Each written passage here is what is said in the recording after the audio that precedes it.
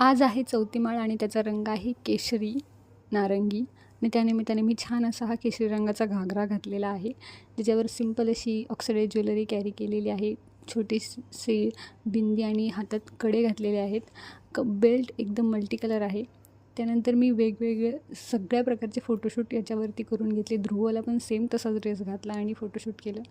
त्यानंतर गेलो आम्ही आमच्या सोसायटीमधल्या दांडिया खेळायला. छान अशा दांडिया खेळून